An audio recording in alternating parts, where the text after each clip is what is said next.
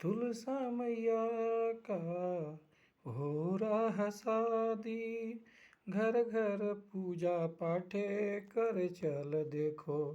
घरे घरे होके पूजना, तुलसा माता के शादी होके, तुलसा माता के शादी होके शालिग्राम से, माता का देख कृपा अपरम पर्व, तुलसा माता के शादी होके देख शालिग्राम से ना, तुलसा का माता देख शादी होके देख शालिग्राम से, शादी होके देख, केहू सजावट करे केहू देख कुछु, माता के शादी होके देख, साल में त एक बार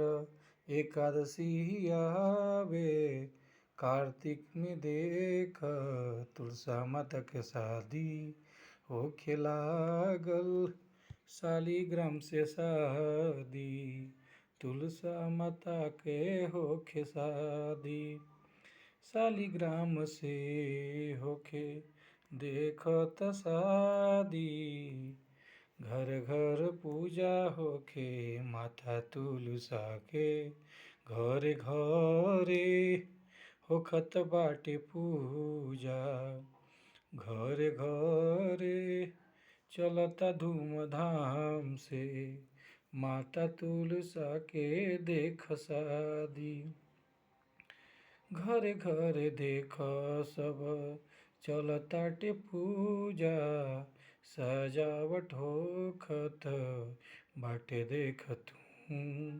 माता तुलसा के होखे लागल शादी, घर घर होखे लाउ शादी, माता तुलसा के देख होखे लागल शादी, घरे घरे देख होखे लागल शादी, माता तुलसा के, माता तुलसा के होखे लागल शादी, घरे घरे होखे लागे पूजन, शालिग्राम से देख होखेला त शादी, माता तुलसा के देख होखे लागल शादी, माता तुलसा के होखे लागल शादी, शालिग्राम से तू मिला द, माता तुलसा के देख शादी होके देख, ओहो तुलसा जी के शादी शालिग्राम से, शालिग्राम से होके लागल शादी, तुलसा माता के देख तू।